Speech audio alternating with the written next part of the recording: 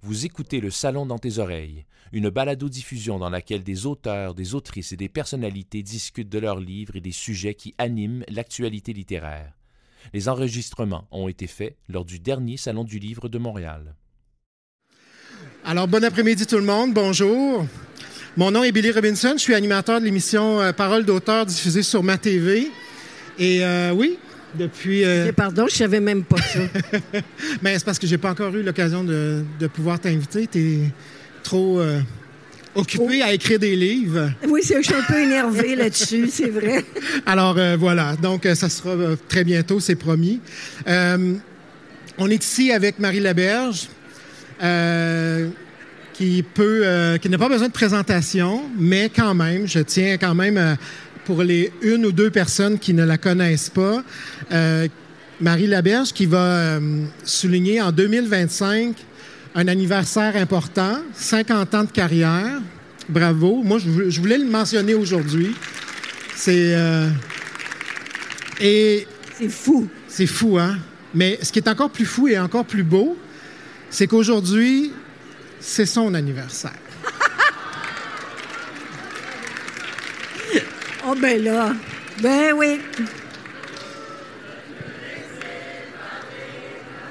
Merci. Je vais même faire chanter Bonne fête ici. Au salon. Hey, merci. Merci.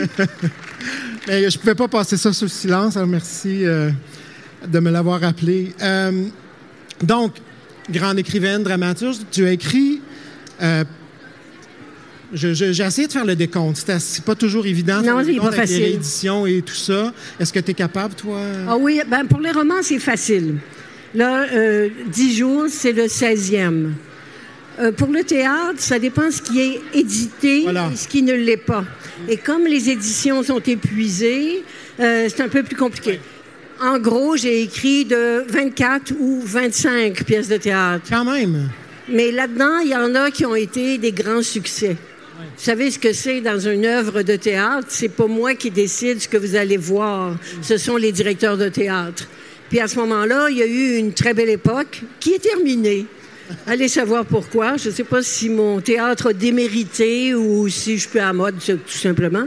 Mais la plupart des gens qui ont commencé à mettre avec la trilogie ne savaient même pas que j'avais un passé de femme de théâtre. Oui. Mais finalement, je suis quand même sortie du conservatoire comme une actrice. Donc, c'est ça. C'est d'abord du théâtre et ensuite du roman? Ou, honnêtement, Billy, là, moi, mais c'est parce que j'ai pas toujours tout dit. J'aime bien ça, réserver des petites cachettes pour plus tard. Hein? Ça nous fait un plaisir de fin de repas. Ouais. J'ai commencé à écrire des romans quand j'avais 11 ans. OK. Et moi, comme j'ai beaucoup d'imagination, je dis ça plutôt que dire que je suis menteuse, parce que je crois à mes imaginations. Et quand j'étais petite, j'écrivais, je pense, avant mes 11 ans. Mais à 11 ans, j'ai eu le génie de mettre la date sur mon histoire. Écrite à la mine de plomb, Billy. Peut-être encore? Il me semble que t'es bonne là-dedans à garder. Je l'ai, oui, ça c'est bien fatigant. Parce que le papier, m'a dit, ça prend de la place. J'ai encore, je pense que je l'ai encore. Ça fait très, très longtemps que je n'ai pas été dans la cave. Mais alors, je pense que je l'ai encore. Mais c'est un roman. Et c'est un roman écrit à la mine de plomb. Et je n'ai pas dit mon âge, mais vous allez le deviner quand je vais vous dire ce qui suit. Quand on était à l'école, on marquait toujours en début de nos cahiers une maxime catholique. Et moi, c'était marqué « Tout à Jésus par Marie ». Je trouvais ça sympathique d'avoir mon nom dans la... Comme vous voyez, je n'étais pas dépourvue d'ego. Mais bon, mon histoire commence avec « Tout à Jésus par Marie », puis après ça, j'écris mon histoire, qui ne me regarde pas pantoute, là, qui était une histoire inventée. Et là, ça me fait penser à... J'essaie de m'imaginer la Marie qui s'installe devant un projet... Est-ce qu'elle écrit à la main ou elle écrit à la machine, à l'ordinateur, j'imagine? À la main, toujours. Oui, même aujourd'hui? Même encore aujourd'hui. Ouais. C'est pas parce que j'ai pas d'ordinateur, vous le savez bien. Non, ça a toujours été... Et c'est drôle parce que je me suis fait dire par des gens supposément très, très savants, « Ah, quand tu vas écrire directement à l'ordinateur, tu vas être bien meilleur. » Puis je me suis dit, mais pourquoi? L'ordinateur va me faire quoi? Il va me dire, va pas par là. Il va faire quoi? Il va me dire, censure-toi un peu plus, ne t'abandonne pas. J'ai pas posé la question à ce savant. Je me suis contentée de me dire, laisse bien faire, je vais faire ce que je veux. Parce que j'ai toujours pensé qu'il y avait juste une façon d'écrire, la vôtre. Il faut la trouver, c'est tout. Il n'y a pas un écrivain ici, dans tout ce salon-là, qui n'a pas trouvé la sienne. Et c'est tout différent. Il y en a qui écrivent chez Pelule, il y en a qui écrivent à jeun, il y en a qui écrivent avec du café. Moi, c'est du thé. Il y en a que c'est le scotch. Non, mais vous savez, il y a de tout. Puis il y en a qui sont aux petites heures du jour, le soir quand il fait tard, quand les enfants sont couchés. Il y a de tout. Mais il faut juste trouver notre manière à nous de s'abandonner le plus possible. Parce que l'écriture, c'est pas une entreprise de coercition. C'est-à-dire, on se dit pas, tiens, j'ai une idée, je vais m'y tenir. J'ai une idée, je vais me lancer. J'ai une idée, on verra bien. J'ai une idée, j'espère qu'elle va avancer toute seule. Parce qu'il y a dans l'écriture, c'est comme attaché plus loin dans notre corps que juste là. On peut s'imaginer qu'on a une idée puis qu'elle est là, ou qu'on a un flash puis qu'il est là. Mais il faut que ça soit attaché loin, loin. Ça passe par le cœur, par les tripes, et puis par un domaine secret qui est tout au fond de nous, qui fait noir, qu'on n'a pas de flashlight, puis qu'on ne sait pas si on va avoir peur. Bravo, à peu près. Bien dit. À peu près. Ça me fait penser, en fait, toute cette émotion-là, cette sensation-là, et je pense que les lecteurs qui ont lu ton dernier roman, 10 jours, vont être d'accord avec moi. On est un peu là-dedans. On est dans les profondeurs des émotions parce que là, cette femme, est-ce que c'est la première fois au jeu? Non. J'ai écrit au jeu et presque à chaque fois, c'était pour des choses qui concernaient le deuil. Oui. La perte. Oui. C'est comme si, pour arriver à l'essence même de ce que c'est que perdre ou être en péril de perdre, c'est comme s'il fallait... Je peux pas, moi, me mettre à décrire ça. C'est-à-dire être un narrateur qui dit « Cette femme est aux prises avec le péril de perdre ». Ça marche pas. Il faut que j'aie la vibration qu'elle a, elle. Il faut donc que je renonce à moi-même et que j'embarque dans elle. Ça a l'air facile, Billy. Pour ce livre-là, j'avais peur. Et quand j'ai peur, je me dis « Il faut que tu le fasses ». Si ça te fait peur, c'est parce qu'il faut que tu le fasses. Mais j'avais peur de... J'avais peur d'être quelqu'un qui doit mourir dans 10 jours. J'avais pas envie de mourir. Mais je l'ai fait. Et en le faisant, c'est très étrange parce que c'est le livre probablement qui m'a fait le plus peur à écrire. Peut-être que je dis ça, puis je dis ça chaque fois. Là, faut se méfier. Faut se méfier de moi. Mais c'est le livre qui est le plus fort sur la vie. C'est le livre qui est, de tout ce que j'ai écrit, ce qui est le plus vibrant de vie. Et des choses qui sont importantes dans la vie et qui mettent de côté aussi toutes les niaiseries qui prennent tant de place et qu'on perd tant de temps avec.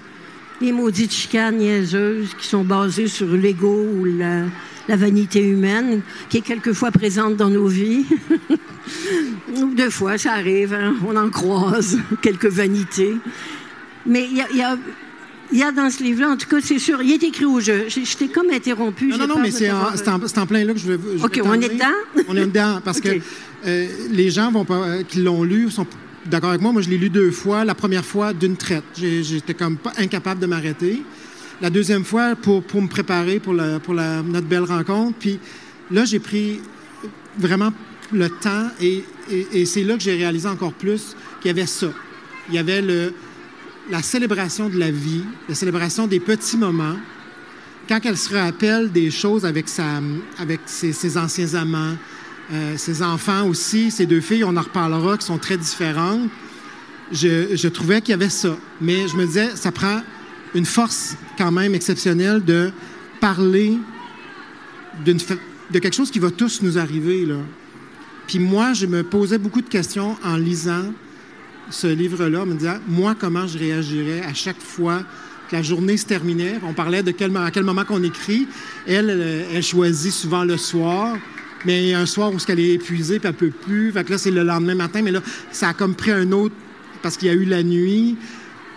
Comment c'est arrivé, cette idée-là, justement, de... Parce que là, il y a plusieurs thèmes. Ça fait longtemps, l'idée. Il y a plusieurs thèmes là-dedans. Oui, mais l'idée de départ de ce livre, c'était que vous allez, si vous ne l'avez pas déjà été, vous allez être en contact avec quelqu'un à un moment donné qui va demander l'aide médicale à mourir. Et quand on demande l'aide médicale à mourir, il y a une date qui est fixée. À partir de ce moment-là, c'est comme si quelqu'un retournait son sablier. Et il contient exactement le nombre de jours qui nous restent à cette personne-là et à ses proches. Moi, je me suis toujours demandé, c'est niaiseux, mais est-ce que cette madame-là, elle va-tu laver sa tasse le matin où elle va mourir? Sa tasse de café qu'elle aura pris? Mais je sais pas, il y a des choses qui sont si petites dans la vie et qui inscrivent carrément c'est quoi vivre. Et c'est petit, c'est pas grand. Et puis, il y a tout... Je me demandais, est-ce qu'on se détache avant l'heure ou est-ce qu'on se rattache un peu mieux? Qu'est-ce que ça prend pour se rattacher en sachant qu'on perd et en sachant qu'on va trahir? Parce que, personnellement, quand je pense que je vais mourir, je me dis tout le temps, oh, pourvu qu'il n'y ait pas trop de peine. Un petit peu pour mon ego, mais pas trop. Pourvu qu'ils vivent, pourvu qu'ils se souviennent comment j'aimais ça, vivre. Bon, ça, c'est l'idée que j'ai. Peut-être que ce ne sera pas ça qui va se passer. Peut-être que je vais juste broyer puis dire « je veux pas ». Ça se peut. On ne sait pas si on va être courageux, drôle ou tragique ou en larmes ou lavette ou whatever. On n'en sait rien. Mais moi, je me disais qu'un jour, quand le sablier est tourné, aïe aïe. Aïe aïe, parce qu'on ne peut plus échapper à ce qu'on a fui toute sa vie. Parce qu'on est tous pareils. Hein? Les autres peuvent mourir, mais pas nous autres. Ça va faire. Parce que là, il y a aussi les personnages autour de cette... Bien sûr, c'est proche. Et c'est proche. Puis c'est ce que j'ai aimé. Là. T'es pas allé dans le docteur, le médecin, puis tous ces gens-là. C'est les personnes les plus importantes. C'est 2 filles, un ancien amant. Plusieurs amants? Oui, mais entre autres, un en particulier. Lequel? J'ai trouvé ça très touchant, le dernier, okay. qui passe une soirée avec elle, l'ultime soirée. Moi, j'ai trouvé ça hyper touchant, hyper sensible. Et je me disais à quel point... Comment tu t'es senti de... Parce qu'il y a comme une... Tu te dénudes un peu... Non, parce que c'est pas moi. Non, mais le personnage, en fait... C'est vrai, pas de farce. J'ai souvent l'impression que c'est toi qui parles, parce que je pense... Oui, mais c'est marqué « je », puis c'est moi qui signe le livre, évidemment. Voilà. Je peux comprendre. Comment ce personnage-là, justement, décide de quand même écrire tout ça, les sentiments qu'elle vit? Par besoin. Elle a besoin de faire le point. On n'est jamais sûr, quand on arrive dans les grandes questions qui nous torturent, on n'est jamais sûr d'être bien entendu. Si on se décide d'ouvrir la trappe. On n'est pas sûr d'être bien reçu, à moins d'avoir une confiance absolue en quelqu'un. Mais elle va au moins s'asseoir pour se parler à elle. Et elle va se recevoir. Elle sait que c'est de ça maintenant qu'elle veut parler à elle-même. Ça se peut dans la vie qu'on trouve des gens qui ont cette humanité et cette capacité de s'effacer devant le discours de l'autre. Parce que c'est ça aussi. Très souvent, quand on dit aux gens, ben, j'ai une grosse peine, ah ouais, moi aussi, la semaine passée, imagine-toi donc, et hop, c'est parti. Le tapis est retiré, et puis tu peux plus marcher, tu peux plus avancer. C'est pour ça que ça n'est pas à quelqu'un qu'elle parle, mais à elle-même, parce qu'elle veut pas tricher. Et parce qu'elle veut pas tricher, elle veut brûler ce journal le matin du dernier matin. Et je la comprends parce que comme ça, elle s'achète la totale liberté. Comme ça, elle s'achète la non-censure. Elle n'a pas peur de blesser quiconque. Elle dit de ses filles des choses quelquefois qui sont, ben là... Mais non, c'est ça. Les enfants, ils sont ce qu'ils sont. Ça ne veut pas dire qu'on les accepte pas, mais n'est pas me dire que les enfants sont parfaits. Il n'y a personne de parfait, c'est parfait de même. Mais elle n'était pas à une heure où est-ce que c'est qu'elle va se dire « Oh oui, mais je la comprends à cause de ça, puis probablement que son père... » Non. Elle peut même être injuste. Des fois, j'écrivais, mais je me disais, hey boy. Oui, tu leur donnes le droit d'être justement indépendante et un peu froide, un peu à la limite. Honnête. Mais je la sens pas froide. Moi, je la sentais pas froide. Non, mais... Mais c'est quoi comme toi? Pour toi, froide, là, ça serait comme dans le Kilbou? Oui, ben un peu comme... Non, oui, c'est vrai. C'est un peu... Mais c'est un peu dans le principe de peu importe ce qu'ils pensent, moi, je Mais c'est pas de la froideur, c'est de l'honnêteté, ça. C'est de l'honnêteté. C'est parce qu'on est tout le temps là à ménager, puis les enfants, il faut tellement faire attention. Ils sont grands, ils ont des enfants. Puis ils sont grands, et même son fils, à Isabelle, il est grand. Et ils sont forts de l'amour qu'elle leur a donné. L'amour qu'on donne aux gens, ça donne de la force. C'est pas vide. Si à la fin d'une vie, on n'est pas capable de se dire « J'y ai donné de la force, j'y ai donné mon amour, il est là, mon amour. » Elle va vivre avec, elle va se battre contre le malheur avec. C'est vrai qu'elle ne sera plus là. Mais la seule place où je l'ai trouvée, je ne sais même pas si je l'ai trouvée dure, je la trouve jamais dure, mais je l'ai trouvée cruellement honnête, c'est avec sa mère. Oui. Parce qu'elle n'a pas compris sa mère. Mais qui comprend sa mère? Hein? On va vous dire de quoi, c'est pas si simple. Et puis des fois, on la comprend trop, puis on a hâte d'avoir le congé de la comprendre. Fait que c'est compliqué. Mais son rapport à sa mère, il a été inachevé, comme tant de rapports, de la même façon que son mari. Elle l'avoue comme ça. Quand tu as parlé de partir... Bien, je ne vais pas vous conter tout mon livre, il faut que vous ayez des surprises. Mais tout ça pour dire qu'elle a quand même des honnêtetés qui sont rapides aussi. Elle prend pas le temps de s'excuser de pourquoi elle parle avec elle. Elle n'est pas obligée de s'excuser, là. Tu sais, je veux dire... Et de parler justement de la mort, de la finalité, c'est un sujet qui n'est pas facile à aborder. Moi, je me rappelle en librairie, quand j'étais libraire, quand on proposait un livre, on disait « Ah, ça parle de la mort. » Tout de suite, les gens ils ont comme... Mais toi, le tabou est universel. Voilà. Et la mort reste un tabou. La mort, parler de sexe, vous allez voir comme ça se vend bien. Parler de la mort, oui, je pense que... Ben non, non seulement tout le monde le vit, mais tout le monde le fuit. Alors, c'est quand même assez étrange et paradoxal quand tu y penses. C'est quelque chose qui peut hanter des gens qui ne savent même pas que toute leur vie est axée sur la peur de la mort. Ils font de l'évitement systématique sans le savoir, sans même s'en douter. Ils ont juste l'impression, non, ça me tente pas. Parce qu'ils savent qu'ils vont rencontrer un petit bout de ce qui les terrorise. Elle le dit d'ailleurs dans elle, c'est pas moi qui parle, hein, c'est elle. Alors, elle dit à un moment donné que la mort nous terrorise et la douleur nous épouvante. Et c'est vrai que c'est les deux axes. On veut pas souffrir, on veut être heureux, puis on veut vivre longtemps, puis on veut mourir comme par hasard. Dans le milieu du salon du livre, on s'effondre. Bonsoir, terminé. Merci. Genre. Il y a beaucoup de gens qui disent ça. Moi, j'espère m'endormir puis ne pas me réveiller. Moi, je trouve ça un peu... J'aimerais bien dire bye-bye, moi. Et dire bye-bye, c'est un peu ça qu'elle fait, le personnage En fait, elle dit bye-bye à elle-même, oui, dans son souvenir. Oui, c'est ça. En fait, les choses fondamentales de sa vie à elle, ouais, qui lui ont semblé fondamentales, mais c'est terriblement personnel, finalement. Oui. Tu sais, je vous parlerai à chacun en particulier, je vous demanderai qu'est-ce qui a été fondamental dans votre vie. Il était où le tournant? Où est-ce que c'est que vous vous êtes dit « plus jamais » ou « si je pouvais encore ». Et c'est ça une vie. C'est ça une vie. C'est tous les liens qu'on réussit à créer, à garder, ceux qui nous échappent et qu'on se pardonne mal d'avoir échappé ou qu'on leur pardonne pas pantoute d'être partis. Il y a toutes ces affaires-là. C'est ça une vie. Et ça tient en si peu de pages.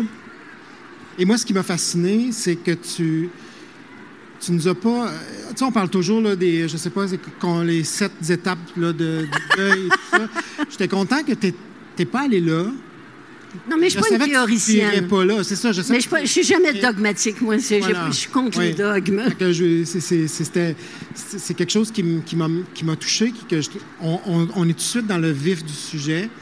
Et ce que j'ai trouvé intéressant, c'est qu'il y avait beaucoup de dignité dans ce livre-là. Est-ce que je me trompe? Oui, qui est un mot bien galvaudé, hein, la fameuse dignité. Oui. Parce que ce qu'on s'imagine être la dignité, mais moi, j'ai beaucoup appris cette année sur la dignité et sur ce qu'on pense que c'est la dignité. Et sur cette chose qu'on a tous, de se projeter, nous, très vivants, très en forme, sur quelqu'un qui ne l'est plus autant. Et on lui prête notre envie de dignité, alors que c'est pas nécessairement ça que la personne ressent. C'est tellement long apprendre à respecter soi et l'autre. C'est tellement long apprendre à aimer tel quel, hein, sans vouloir changer le gars ou changer l'ami, changer les autres. C'est pas un contrat, ça se prend pas ça comme contrat. Mais je sais pas trop pourquoi, mais elle a pas ça du tout. Elle a cette belle-sœur aussi qui est quelqu'un capable de silence. Ça, c'est l'autre affaire. Dans l'impuissance, habituellement, on se met à jaser, à parler. Alors que c'est le silence que ça prend. C'est dur d'être en silence quand on se sent incompétent d'une certaine façon parce que ça ne se console pas, la perte de la vie. C'est difficile à consoler. En fait, ça ne se console pas. Mais être là, vraiment là, et endurer le silence, sa belle-sœur est capable. J'ai beaucoup aimé cette femme. Elle m'a fait un bien fou. Bizarrement, quand elle est traversée d'émotions, j'étais vraiment transparente. C'était comme si ça me traversait moi aussi. Mais tout le long de cette écriture-là, alors que d'habitude, je vous avoue que je peux avoir des passages assez aigus d'angoisse, quand j'écris, c'est effrayant. Oh non, je suis pas du monde. C'est pas pour rien que je m'en vais tout seul. Pas envie de perdre mes amis, moi. Mais là, j'étais emplie d'une force de vie, d'une envie de vivre et du sentiment de la précarité de la vie, du côté évanescent que ça a, comment ça passe. Mais j'avais l'impression de saisir enfin chaque instant. Chaque instant. Il faut dire que j'écris pas dans une place bien plate, là. Je suis devant l'océan. Et quand j'ai fini d'écrire, je mets mon manteau, je mets mes bottes, puis je vais me promener sur la plage. Alors, c'est sûr que j'avais l'immensité devant moi. Et le ciel et la mer et le sable, tout ça me rentrait dedans. J'aurais hurlé de vie. J'aurais fait « Merci, je t'en vie. » Et c'était tout. Donc, il y a de ça probablement qui transperce, qui presque transpire. Parce que j'avais vraiment pas l'impression qu'elle regrettait rien. Je me trompe? Quand même quelque chose dans le bilan d'une vie, de ne pas regretter, de ne pas avoir une amertume au coin de la bouche. Mais à ce moment-là, dans les 10 derniers jours, j'ai l'impression que non. J'ai l'impression qu'elle est tellement en paix avec cette décision-là. Oui, mais elle a un art qu'on n'a pas. Moi, j'ai pas ça, en tout cas, c'est le consentement. Elle est capable de consentir aux choses telles qu'elles sont. Elle est capable de dire merci quand la chose est douce. Elle est capable de dire adieu quand la chose est impossible, sans regret. Adieu. Ça m'arrache le cœur, oui. Adieu. Mais être capable de dire, ça m'arrache le cœur, oui, oui. Mais quand même, je consens. C'est comme ça. Je ne peux rien y faire. C'est très compliqué faire ça. C'est bizarre, hein, parce que c'est simple. J'ai l'impression de dire des lieux communs. Puis en même temps, je sais à quel point c'est âpre apprendre ça dans la vie. Tu sais, c'est comme, on essaye encore, puis ça. Puis moi, je suis tellement féroce, là, tu sais, puis je veux, puis... Tu sais, moi, essaye pas de me lâcher parce que je te dis que... Et pourtant, je m'aperçois que c'est comme ça qu'on peut être heureux. Parce que si tu te bats toujours contre la vie, elle sera pas aimable. Elle va se battre elle aussi. C'est donnant-donnant. Il y a quelque chose.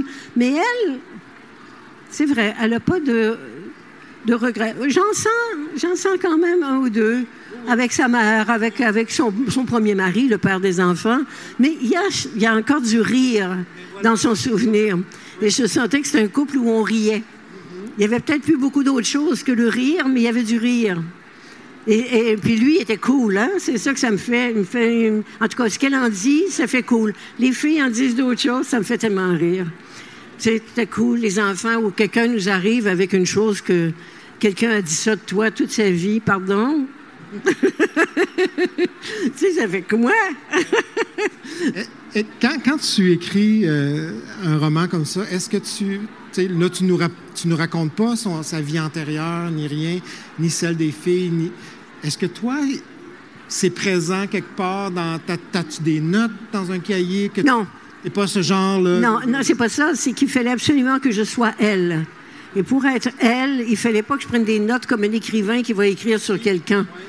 Il fallait que je renonce à moi.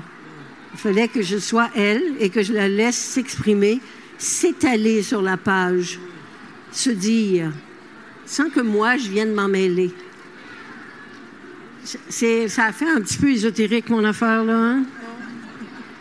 Hein? Il me semble que ça fait weird. Il y a plein de moi dedans elle, mais c'est pas moi. C'est vraiment pas moi. Il y a des... les gens qui sont proches de moi pourraient dire, ça, c'est Marie. Mais pas tant que ça. Pas tant que ça. Quoique. Mais c'est drôle parce que les gens me disent toujours... les gens qui me connaissent et qui lisent, ils me disent toujours « Ah, quand j'ai lu ça, j'ai fait ça, c'est elle. » Puis là, ça me faisait « Ah, ouais, OK. » Puis là, c'était l'autre, puis là, c'était l'autre. Puis finalement, je suis tout le monde, fait que garde. J'assume. C'est bien d'assumer tout ça. Dis-moi, parce que le temps file beaucoup trop vite, comme à chaque fois qu'on jase, c'est incroyable. J'avais envie de parler un peu, parce que, bon, avec cet anniversaire-là, 50 ans de carrière quand même, est-ce que tu es dans une...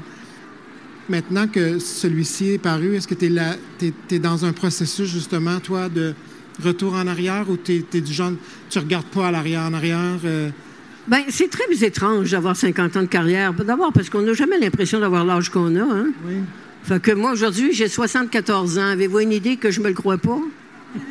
Pas une seconde. Je me crois pas pantoute. J'ai pas une énergie déclinante. Je suis encore pleine d'appétit, de désir, d'envie de faire plein de choses. Non, la seule chose que ça me fait, 50 ans, c'est très étrange. Je me dis, je veux le célébrer avec les gens qui lisent. Si j'ai 50 ans de carrière, c'est parce que pendant 50 ans, il y a des gens qui ont persisté à me lire. Et ces gens-là ne savent pas le poids qu'ils ont eu dans ma vie, le poids d'importance, pas le poids des mesures. Mais je ne sais pas comment faire comprendre aux lecteurs qu'on a une forme d'intimité extrêmement rare. On ne se connaît pas et pourtant on se connaît. Mes mots et votre imaginaire à chacun. Cette femme-là, elle va être unique dans chacune de vos têtes parce qu'elle va vous parler d'une façon, peut-être qu'à la page 40, ça va être beaucoup plus fort pour vous que pour vous. Et vous, à la page 75, vous allez pleurer. Mais je ne sais pas.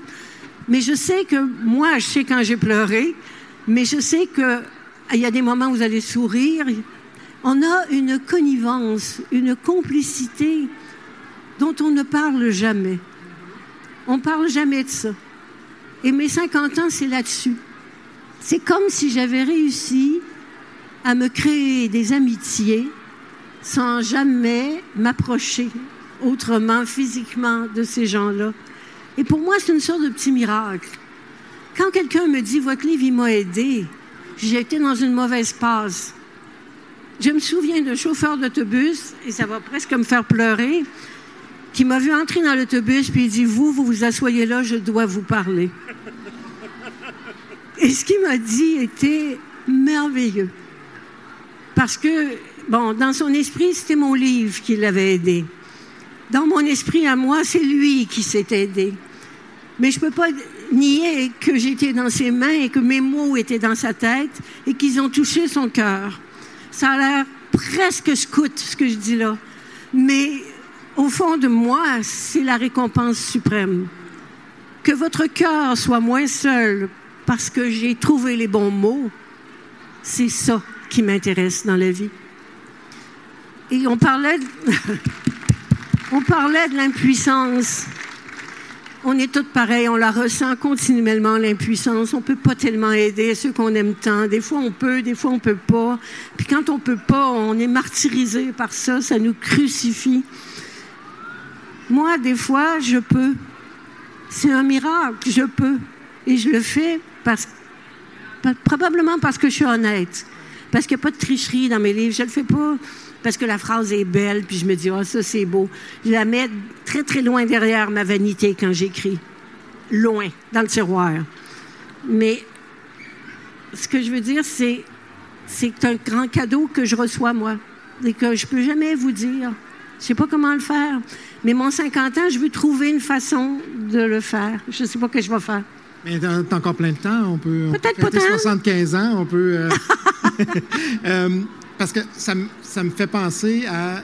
Je me demande, toi qui apprécie que les lecteurs soient là pour toi, de leur écrire ta vie, est-ce que c'est quelque chose qui t'intéresserait? Non? Jamais. Non. Écrire ma vie à moi? Non. Non. M'exposer? Vous faire un beau striptease? Oh oui. Non. Vous ne saurez jamais toutes ces histoires-là qui ont été les miennes. Mes grands élans, mes petits, parce qu'on a des petits. Non. Je n'aime pas cette espèce de chose ambiante qui est présentement de se mettre en avant de ce qu'on fait dans la vie. Moi, je suis un écrivain de romans. Donc, je romance. Donc, je prends le réel et je l'organise avec mon imaginaire. Il n'est pas question que je vienne vous dire, vous savez qu'hier soir, j'ai fait ça. Voyons donc. Même un journal, ça ne m'intéresse pas. J'ai jamais écrit un journal de ma vie. Marquer « je », ça m'écoeure. J'aime pas ça. Mais je comprends ceux qui aiment ça. Là, je le vois bien, ils aiment ça. Ils ont des tomes et des tomes et des tomes de romans d'eux-mêmes. Non seulement j'écris pas pour me comprendre, mais j'écris même pas pour m'expliquer, ni pour en savoir plus long sur moi. Ça m'intéresse pas. C'est niaiseux, mais c'est ça. Mais ce ne sera pas un cadeau, de toute façon. Qu'est-ce qu'ils ont envie de savoir de moi? Tu sais, qu'est-ce qui peut bien... Y a-t-il quelque chose qui vous intéresse? Tu sais, savoir d'où je suis née, puis quel âge j'avais quand j'ai eu peur à l'école, puis des affaires de même. Voyons donc. Je ne peux pas croire que ça vous intéresse. Mais peut-être... Avec qui j'ai couché, probablement. On l'a dit, le sexe, ça fait vendre. Oui, mais non, mais le sexe, c'est quand même quelque chose. C'est un méchant piment, hein?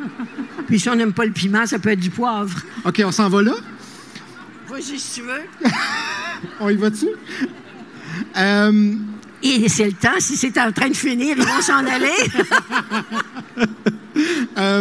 Rapidement, tu as exploré, on le disait, plein de genres durant ta... Ça, c'est vrai, oui. Est-ce qu'il y en a un en particulier que, je ne veux pas dire fier, parce que c'est comme parler de son enfant préféré, mais est-ce que tu as un genre ou même un roman dont tu es le plus fier, le plus enthousiaste, ou que à chaque fois que tu le vois passer, tu es comme « Ah, c'est moi qui l'a... C'est moi, ça. » ou Non, tu vois, ça aussi, j'ai pas d'égocentrisme comme ça. Ça me fait pas... j'ai fait ça. J'ai jamais ça. Même quand j'ai fini un livre, j'ai pas un sentiment de je sais pas trop, d'autosatisfaction. Ou, j'ai pas ça, non. Je suis pas là-dessus. En fait, des fois, pour expliquer c'est quoi un livre, pour moi... Oui. C'est comme si vous aviez un album d'un mariage qui est fini depuis longtemps.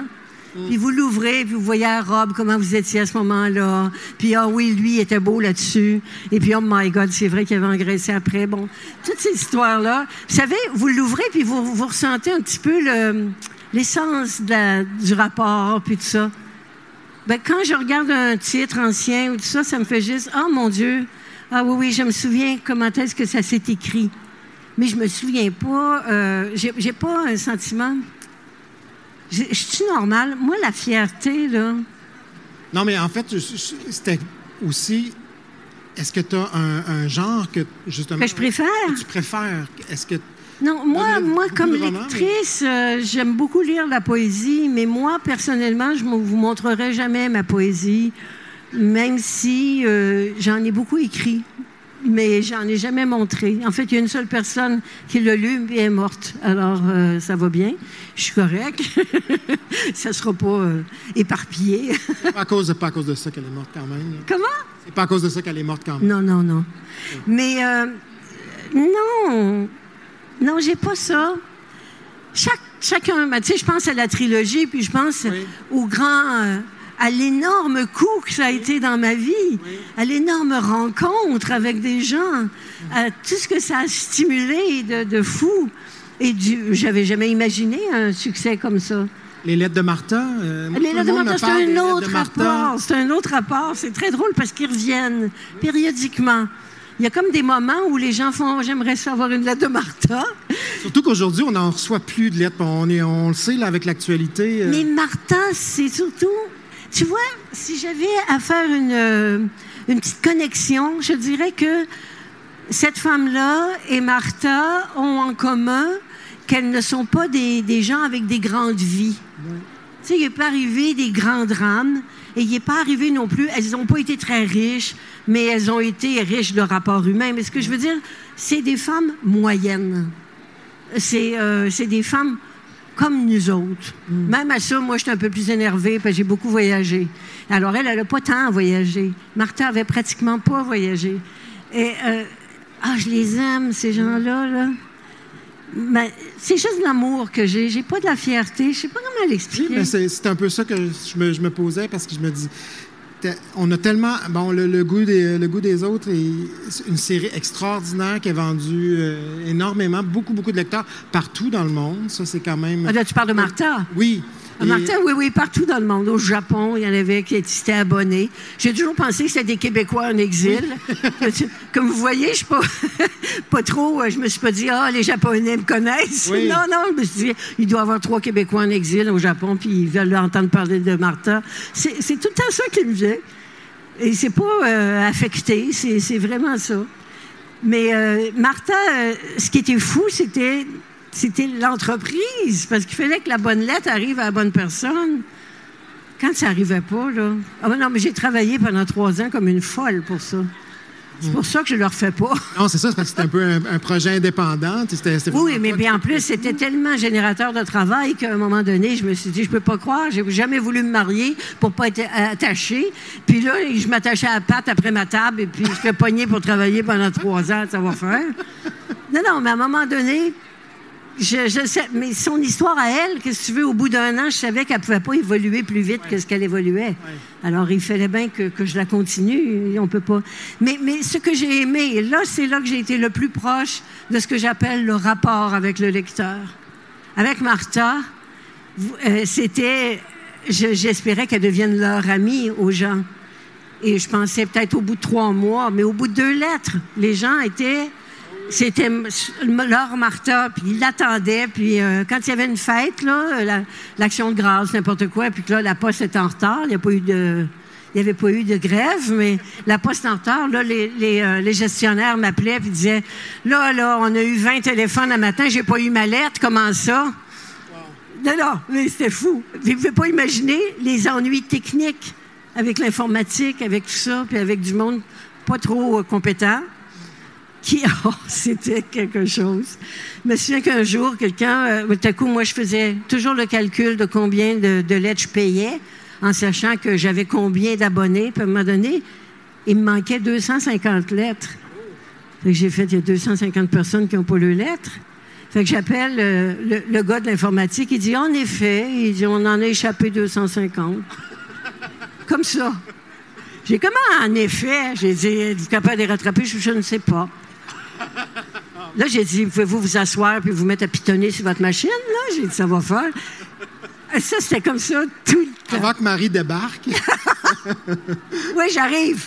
Oui. Genre, il m'envoie rattraper vos 250. Ben, j'ai dit, ils me font confiance, ces gens-là. Là. Je veux qu'ils aient leurs lettres. C'était fou. Donc, c'était une entreprise que tu n'avais pas prévue, qui aurait pris cette ampleur-là.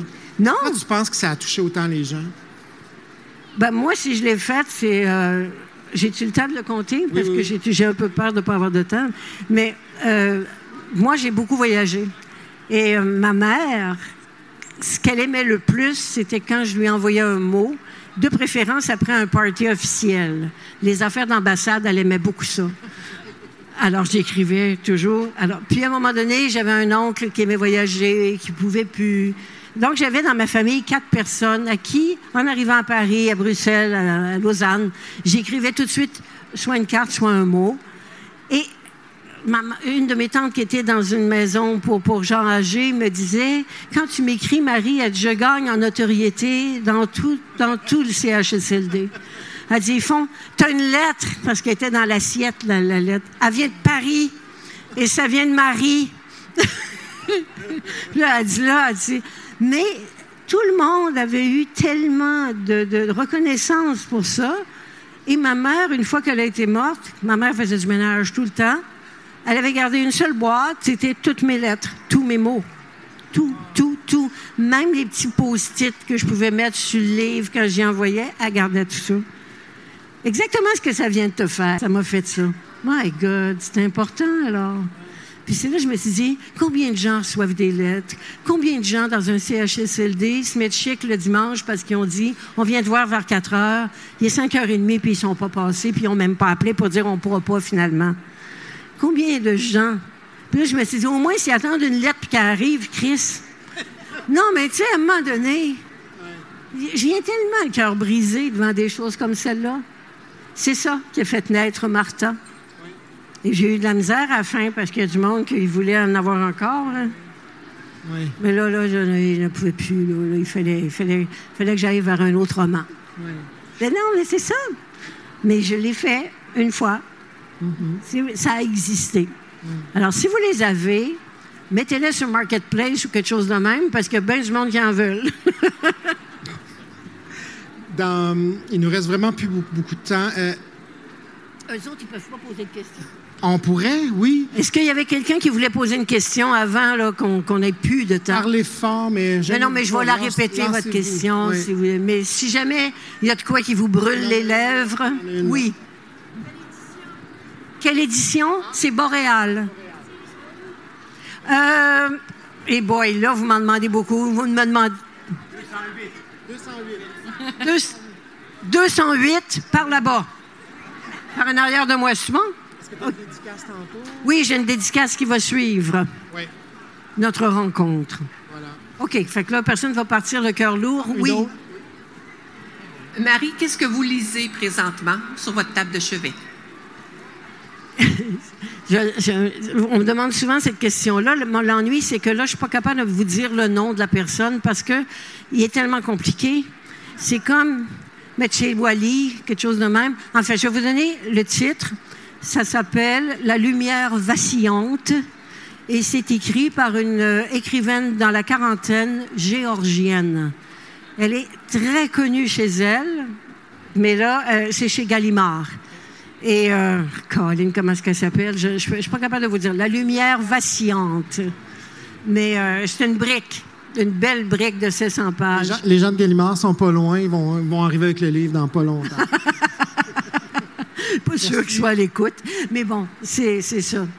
Moi, j'en ai peut-être une rapidement. Est-ce que tu as un thème pour un prochain projet déjà? Est-ce que tu as une idée déjà de quelque chose? Non, là, je suis en congé d'idées. C'est-à-dire que je laisse tout s'en aller comme ça veut. J'adore le moment où ça mijote. Où j'ai l'impression... Non, ce qui prend mon esprit, c'est vraiment comment je peux arriver à atteindre le lecteur, à leur faire comprendre qu'ils sont des acteurs dans notre entreprise de littérature. Ça me tient beaucoup, beaucoup à cœur. Ça, je veux faire ça avant de mourir. Je veux que les gens le sachent. Que c'est pas sur moi. On est ensemble. On est à deux. C'est un tango. Voilà. Et ce tambour va résonner encore plusieurs années, j'en suis sûr. J'espère. Merci beaucoup. Ça a été encore une fois trop court et très plaisant. Merci à vous. Merci, Billy. Merci à toi.